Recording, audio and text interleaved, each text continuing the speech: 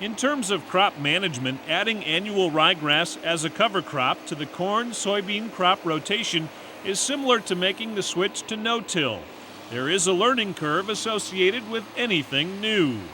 Because crop management decisions can change with changes in climate and soil conditions, growers interested in using annual ryegrass should learn as much as they can from others who've had success with the system. Then a good first step is to try annual ryegrass on a test plot or small acreage. If you've never no-tilled and you've never had a cover crop, then it's probably not something you want to go out and do on your entire farm. You know, like I said, it's just another level of management, and if you're a successful no-tiller and you feel like you can handle more management practices, then I'd definitely recommend it. In addition, it's valuable to work with someone knowledgeable about continuous no-till and cover crops. Another farmer, an extension agent, or crop consultant can help with the specific ways to best manage annual ryegrass as a cover crop within your current cropping system. You know, anytime we add cover crops into an existing system, there is a layer of management that you have to be prepared for. It's like anything else that we would add. We want to make sure we have that management in hand before we move into that direction. The thing to remember is it's not a 1 year type program. You do it 1 year, use annual ryegrass, you may not see, especially depending on the weather conditions, may not see much changes. It's a long term, same as with continuous no-till. Those who are having success with annual ryegrass point to several key factors to keep in mind. The first thing, plant quickly after your corn or soybean harvest. Alternatively, you can aerially seed into a standing crop at leaf drop if there is sufficient soil moisture. Planting early is important to ensure adequate growth of the annual ryegrass prior to winter. The earlier you can get it seeded, the better. There's just no substitute for being out there early to help it get established.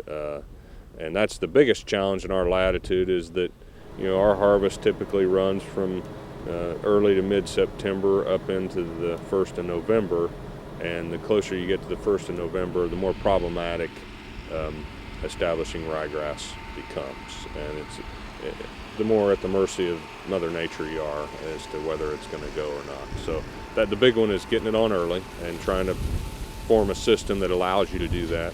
There are a variety of ways to seed annual ryegrass depending on soil moisture conditions. For many growers, the preferred method is seeding the ryegrass with a no-till drill about 1/4 to 1/2 inch deep. This provides optimal seed to soil contact and is the most reliable way to establish good early growth. However, this is also the most labor-intensive method, especially if harvest is still underway.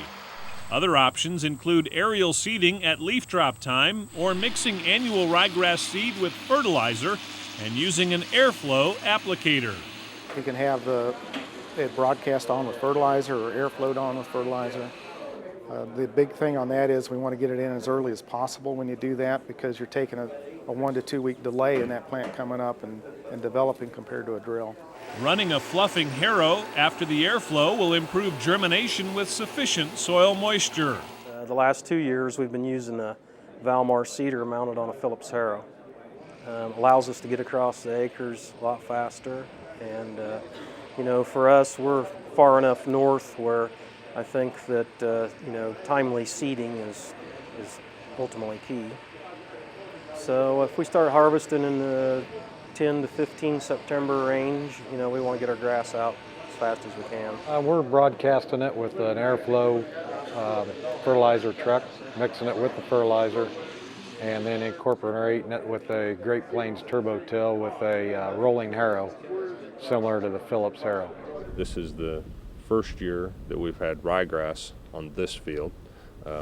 This was an early harvested bean field. The beans came out the 13th, 14th of September. We immediately applied hog manure and then seeded with the Phillips harrow. And you know, you see what a dramatic difference it makes to get things done early. And you know, right now this ryegrass out here is anywhere from 3 to 8 inches tall.